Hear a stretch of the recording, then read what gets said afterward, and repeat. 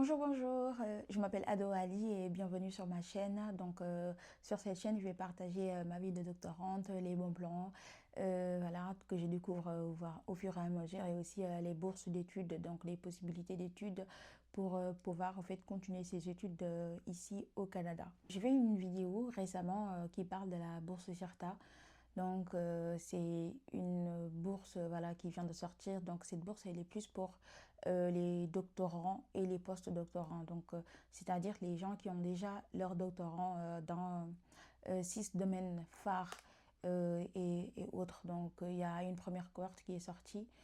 Et j'avais parlé des méthodes de dépôt, mais je pense qu'il y a plein de gens qui me posent encore des questions sur la manière de déposer.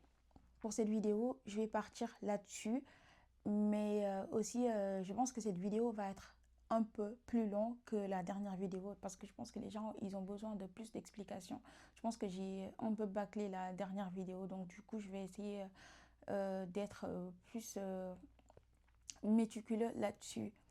Et aussi vu que cette bourse elle était plus pour les doctorants et post-doctorants.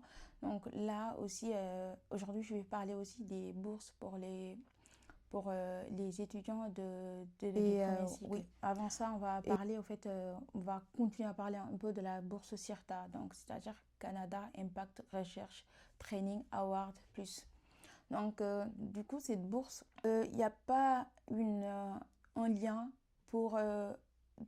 d'après ma connaissance, il n'y a pas de lien pour candidater parce qu'une personne lambda ne peut pas candidater elle-même. La meilleure des manières de le faire, c'est via un professeur qui te nomine.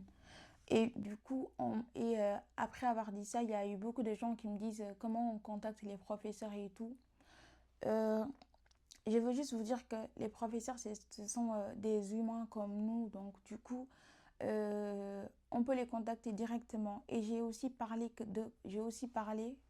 du fait que pour contacter un professeur, il faudra identifier en fait votre domaine d'études, le domaine où vous voulez étudier, donc le domaine dans lequel vous êtes. Comme je disais, pour parler à un professeur, il faut d'abord savoir le domaine dans lequel vous voulez étudier.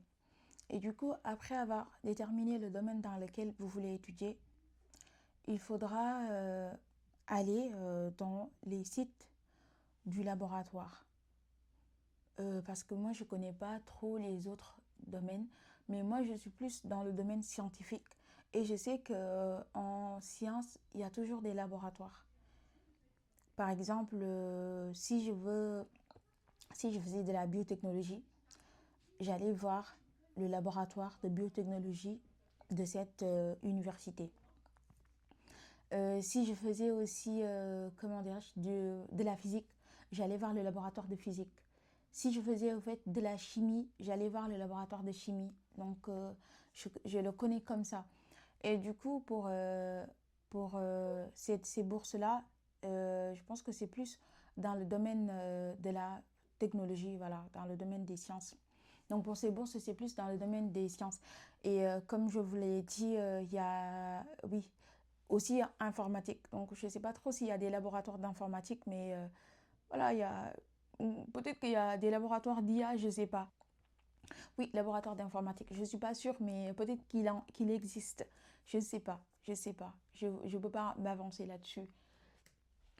Donc du coup, après avoir identifié le laboratoire, et tu entres dans le site du laboratoire. Et quand tu entres dans le site du laboratoire, à chaque fois, tu vois dans le site comment ils font en fait leurs études. Dans les sites du laboratoire, tu peux voir comment ils font les études. Je pense que je vais essayer de vous montrer en fait comment. Donc du coup, tu entres dans le site voilà, du laboratoire, tu écris Laboratoire Biotechno Montréal. Par contre, je pense que c'est l'UQAM. Je pense que c'est l'Université du Québec à Montréal. Je pense que c'est ça. Et du coup, tu cherches le laboratoire de biotechnologie de cette université.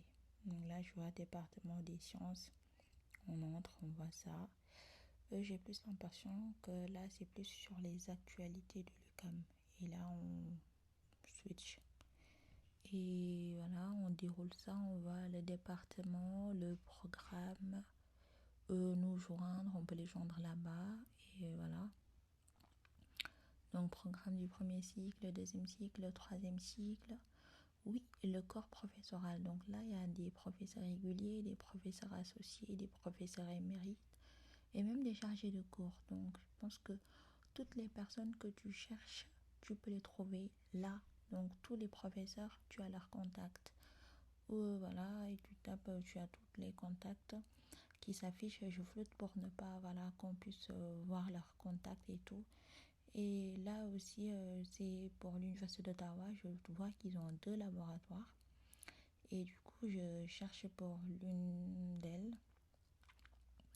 Donc, on a le laboratoire du complexe de recherche avancée, ARC.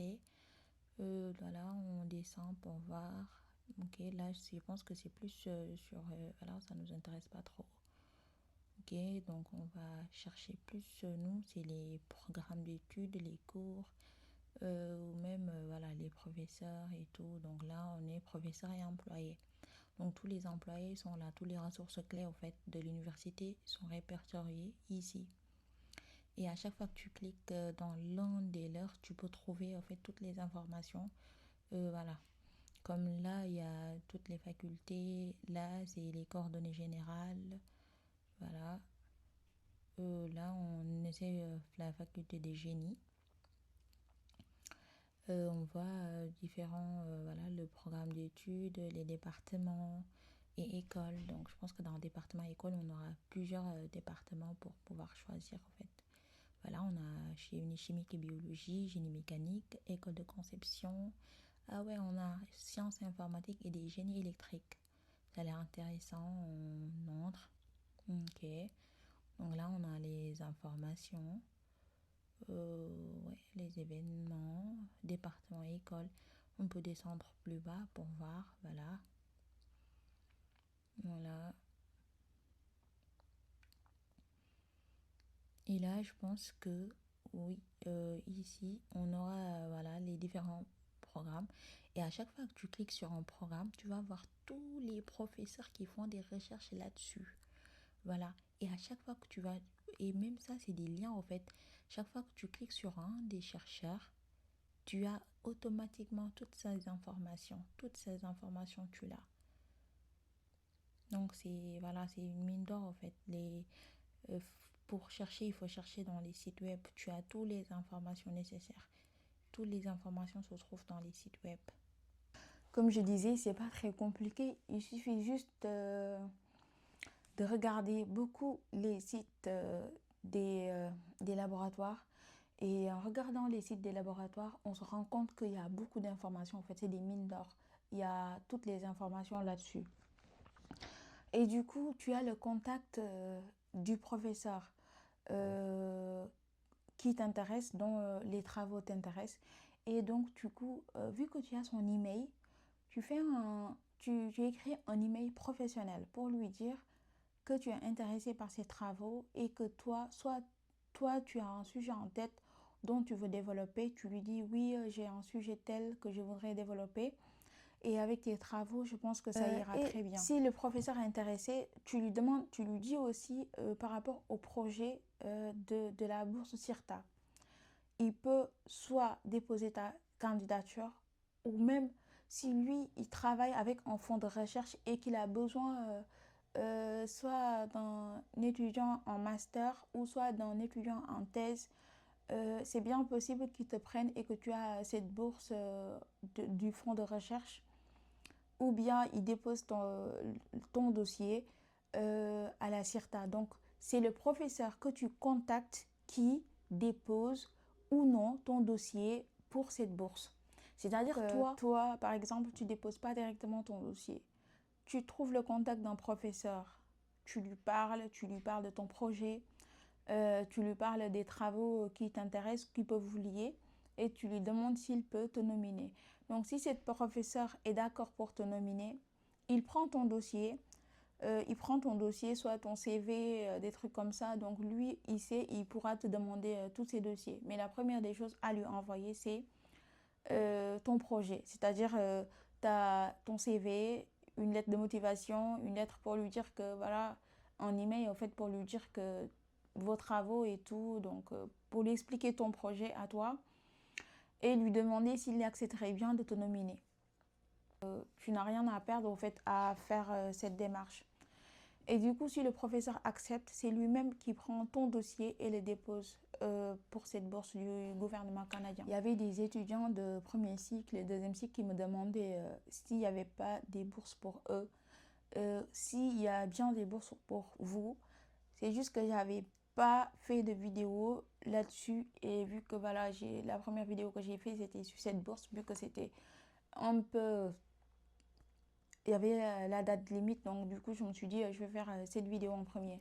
Et du coup pour la bourse pour les premiers cycles et seconds cycles, et même cette bourse aussi concerne les troisième cycles, donc cette bourse concerne tous les étudiants. C'est la bourse d'exemption des droits de scolarité supplémentaires. Donc c'est quoi cette bourse? C'est une bourse qui t'exempte des droits de scolarité supplémentaires. Par exemple, comment je vais l'expliquer, c'est-à-dire que le Canada, ils ont des droits de scolarité pour les étudiants canadiens. Et donc pour les étudiants internationaux, il y a des droits de scolarité supplémentaires. Comme on dit, les étudiants étrangers, eux, le coût de leurs études est plus cher en fait, parce qu'ils ont des droits de scolarité supplémentaires. Donc eux, leur coût peut varier entre 9 000, 10 000 dollars jusqu'à 20 000 dollars ou même 30 000 dollars par an. Donc ça dépend un peu des universités, voilà, des écoles. Donc c'est comme ça. Et du coup, cette bourse, elle vient pour pouvoir en fait enlever cette droit de scolarité supplémentaire. Donc par exemple, dans certaines universités, elle peut être d'une valeur de 9 000 dollars. Par exemple, pour l'université d'Ottawa, on le prend en exemple. Donc les droits de scolarité, ça varie un peu, mais eux, ils ont des bourses d'exemption qui peuvent aller jusqu'à 12 500 dollars. Mais n'empêche, même avec ça, tu seras obligé de payer en fait le reste. Et vu que l'université d'Ottawa fait partie des universités qui sont un peu plus chères que d'autres universités, donc du coup, il te reste à payer une dizaine de milliers de dollars. C'est-à-dire entre voilà, 9 000 dollars par exemple. Il te restera à payer 9 000 dollars. Et 9 000 dollars en francs CFA, ça te donne par exemple 4 millions de francs CFA. Donc, même après avoir payé les droits, après avoir reçu la bourse d'exemption des droits de scolarité supplémentaires pour l'Université d'Ottawa, il te restera à payer 5 millions de francs CFA. Donc, si tu as les moyens pour les 5 millions de francs CFA restants, là, tu peux aller déposer ta candidature à l'Université d'Ottawa. Par contre, voilà, il y a des gens qui se disent que même s'ils n'ont pas fait cet argent, ils vont en fait affronter ça en fait. Donc c'est-à-dire que ils viennent juste avec le courage de partir. Alors que si tu n'as pas payé ta scolarité et l'université risque en fait de t'exclure. Et quand l'université t'exclut, c'est très très très compliqué pour toi parce qu'ici, en ce qui concerne les règles, c'est très strict. Là, on est sur le site de l'Université de Laval, donc pour voir un exemple de dépenses, en fait. Donc là, on voit que pour juste les frais de scolarité, ça s'élève à 27 000 dollars et quelques. Et ça, c'est juste les frais de scolarité, mais avant l'exemption des droits de scolarité supplémentaires. Donc c'est pour toute une année. Et après, on a les assurances maladie, les logements, c'est pour toute l'année, en fait. Voilà, donc il y a plein de dépenses à faire. Donc au total, on est à une cinquantaine de milliers d'euros. Voilà, 50 000 dollars. Excusez-moi avec l'euro, 50 000 dollars. Donc, à l'Université de Laval, la bourse d'exemption des droits de scolarité supplémentaires, elle est régie par les ententes entre le gouvernement canadien et le gouvernement du Sénégal. Donc, il y a un quota, c'est-à-dire qu'il y a 25, le nombre 25 pour premier cycle, 25 pour le deuxième cycle et 2 pour le troisième cycle. Mais l'Université de Laval, elle-même, elle offre aussi des bourses d'exemption des droits de scolarité supplémentaires. Donc, pour les étudiants de thèse. De même aussi que l'Université d'Ottawa, elle offre aussi les bourses d'exemption pour les étudiants inscrits à un doctorat. Donc, c'est assez bénéfique en fait. Et c'est pas une bourse qu'on te donne directement, c'est une bourse qu'on met directement sur tes frais de scolarité, en fait. On les enlève directement de là-bas. On te le déduit, en fait. On te le déduit.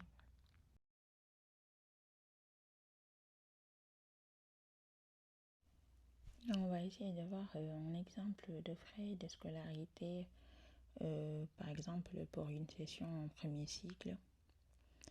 Donc là, on peut voir les différents frais. Donc là, sachant que pour un temps complet, on est à 12 crédits. C'est-à-dire qu'on a les droits de scolarité qui s'élèvent à 1200 et quelques dollars. Et les droits supplémentaires à 9000 dollars et quelques. Et plus les autres frais. Et du coup, la bourse d'exemption des droits de scolarité supplémentaires, elle vient enlever les 9000 dollars et quelques, en fait. Cette bourse, on ne te le donne pas main à main. Donc, c'est-à-dire cette bourse d'exemption des droits de scolarité supplémentaires, on ne te le donne pas dans ton compte bancaire. C'est une bourse qui vient dans ta facture. C'est-à-dire que à chaque fois qu'il y a un délai qui est passé, on le met dans ta facture. Donc, du coup, ils enlèvent directement dans ta facture. C'est les bourses des premiers cycles, deuxième cycle, même troisième cycle. Pour l'Université d'Ottawa, les bourses d'exemption des scolarités supplémentaires sont automatiques. Donc, sont automatiques. D'après le site de l'Université d'Ottawa, ils sont automatiques si tu fais le cursus en français. Voilà, donc si tu fais le cursus en français, c'est automatique. De l'Université de Laval, il n'est pas automatique. Donc, il est régi par les ententes entre le gouvernement canadien et le gouvernement du Sénégal. Et pour déposer ces bourses d'exemption des droits de scolarité supplémentaires, vu que à l'Université d'Ottawa, c'est automatique, donc tu n'as pas à déposer, mais à l'Université de Laval, tu déposes aux autorités compétentes, c'est-à-dire à l'ambassade du Sénégal au Canada. Sur le site de l'ambassade du Sénégal au Canada, il y a toutes les informations en fait nécessaires. Ils donnent toutes les informations nécessaires. Et comment déposer cette bourse? Tu prends leur email. Leur email se trouve dans leur site. Tu leur envoies un email. Et dans cet email, il y a des pièces jointes à mettre, c'est-à-dire soit, je ne sais pas, extrait de naissance, des documents qui te demandent. Et ces documents-là, ils sont déjà sur le site de l'ambassade du Sénégal au Canada. Donc, eux, ils ont déjà ces informations-là sur leur site. Ce n'est pas des informations cachées. Ils l'ont bien mis en évidence. Du coup, après avoir fait cela, tu prends cette même email ou en capture d'écran pour envoyer ça au bureau du registraire de l'Université de Laval. Si toi, tu es admis à l'Université de Laval, c'est comme ça que tu vas le faire. Tu envoies cette même email, soit un screenshot, quelque chose comme ça, ou tu transfères, ou tu les mets en copie. Mais l'essentiel, le bureau du registraire demande une preuve que toi, tu as demandé à ton gouvernement cette demande de bourse. Et du coup, tu prends une preuve, tu leur envoies ça. Et après, tu attends qu'on te dise que tu as la bourse d'exemption des droits de scolarité supplémentaires. Et du coup, ça va te faciliter un peu la tâche. Mais néanmoins, il y aura toujours des coûts. Et en tant qu'étudiant étranger, tes droits de travail sont limités. Donc, c'est-à-dire tu travailles que 20 heures par semaine.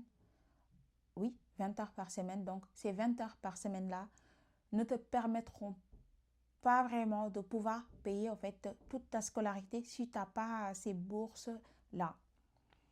Donc, du coup, c'est ça qui est important par rapport à ces bourses. Donc, ça aide vraiment en fait. Et voilà, ça aide. Et du coup, vu que ces bourses avec l'Université de Laval, c'est un quota, donc il y a un nombre limité d'étudiants. Mais bon, on tente toujours notre chance là-dessus. Heureusement, encore une fois, pour les étudiants qui font la thèse, pour les étudiants qui font un doctorat, même s'il y a un quota limité, l'université elle-même fournit en fait cette bourse d'exemption des droits de scolarité supplémentaires qu'elle automatise, pas automatise dans le cas.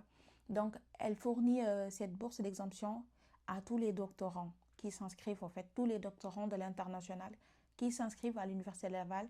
L'Université de Laval leur donne cette bourse d'exemption des droits de scolarité supplémentaires. Mais il faudra toujours faire la demande et l'envoyer au bureau du registraire. Donc, le bureau du registraire, c'est comme le bureau de la gestion des études. Donc, c'est eux qui gèrent tout ce qui est inscription, admission, c'est eux qui gèrent ça.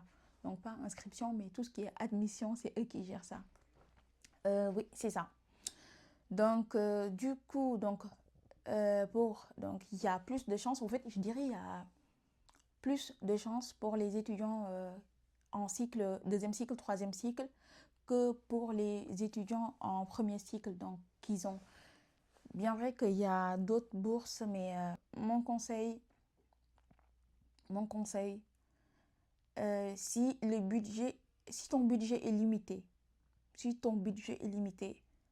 mon conseil c'est de faire ta licence, et de postuler en deuxième cycle au Canada. Donc moi c'est ça le conseil que je donnerais à un petit frère ou une petite sœur qui veut venir étudier au Canada. Après la licence, tu essaies de contacter un prof pour voir s'ils peuvent t'accepter un master, c'est-à-dire un master avec recherche. Si tu fais un master recherche, si tu ne fais pas de master recherche, tu peux faire une admission et voilà. Mais si tu fais un master recherche, essaie de demander à un prof parce qu'ils ont toujours des fonds de recherche. Excusez-moi si je parle beaucoup de recherche parce que je ne connais pas trop les autres masters. Donc, je connais plus dans le domaine en fait, de la recherche et tout. Donc, du coup, mais si j'ai des informations sur les autres types de masters, je ferai une vidéo là-dessus volontiers. Du coup, comme je disais, tu demandes à un professeur s'il accepte de t'encadrer. Donc, si le professeur accepte de t'encadrer, c'est un super. Si le professeur accepte de t'encadrer, c'est très super parce qu'il te fait une lettre d'acceptation et tout, une lettre voilà, qu'il va t'encadrer. Et avec cette lettre-là, tu le mets dans ta demande d'admission et voilà, tu auras une facilité, tu auras facilement une admission pour venir étudier, faire ton master. Et en même temps, tu seras rémunéré, au fait, tu auras une bourse. Donc, du coup, bien vrai que même avec la bourse, tu vas pouvoir sortir de l'argent pour payer les frais d'inscription et tout. Mais avec cette bourse-là, tu déposes encore la bourse aussi d'exemption des droits de scolarité supplémentaires pour pouvoir être à l'aise, en fait, pour pouvoir te concentrer maximal, pour pouvoir avoir une concentration maximale. Il y a des conditions pour la bourse d'exemption. Il faut que tu aies une certaine moyenne pour pouvoir l'avoir dans l'autre session. Donc, à chaque session, il faudra avoir une moyenne bien suffisante. C'est pas être excellent partout. Non, non, non. Il faudra avoir il faudra juste avoir une certaine moyenne et pouvoir l'avoir dans toutes les autres sessions. Et c'est pas automatique toutes les autres sessions. Chaque session, il faudra faire ça, envoyer ça, mettre une preuve, donner une preuve à la bureau des voilà, bureaux du registraire, etc. etc. Et je pense que pour l'Université d'Ottawa, c'est automatique. Mais avec l'Université d'Ottawa, c'est plus cher parce que chaque session, il faudra payer 5 millions de francs CFA supplémentaires. Voilà, à peu près 5 millions de francs CFA. C'est 4 millions et quelques, mais voilà. Je dis comme ça parce qu'il y a toujours des frais de loyer, donc voilà, des dépenses, la nourriture et tout. Donc voilà, c'est ça. C'est ça. Donc je sais que y a beaucoup d'étudiants qui viennent ici et après qui galèrent et tout. Donc, et vu qu'il y a des choses un peu que je connais et je préfère au fait savoir quelque chose et le partager que de savoir quelque chose et de rester là-dessus.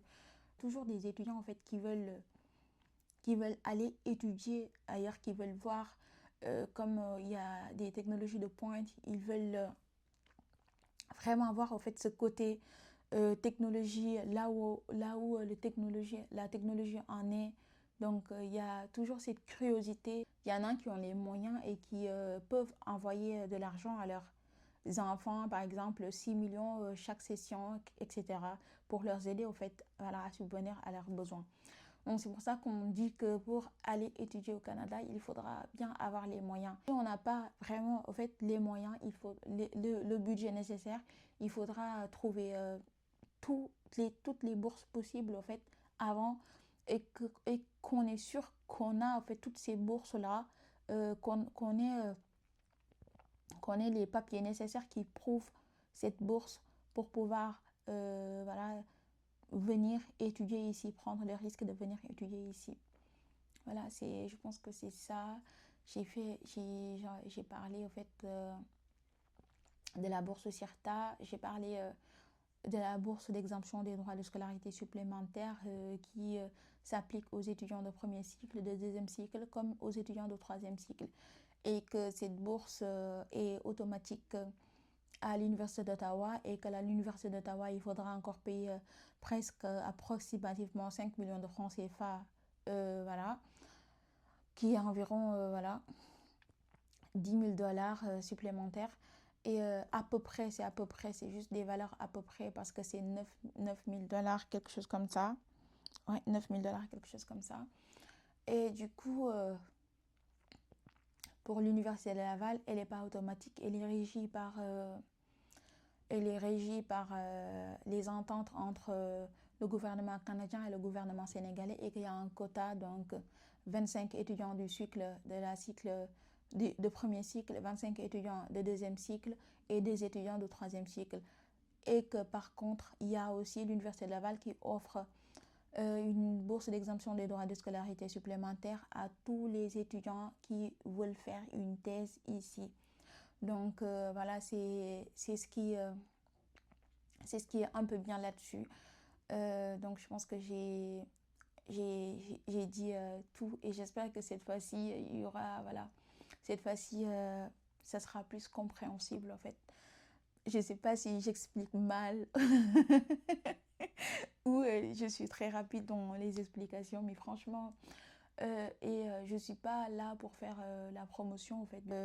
Je veux juste aider les gens qui veulent, qui ont toujours eu cette envie de venir et qui n'ont pas vraiment les ressources nécessaires ou les moyens nécessaires.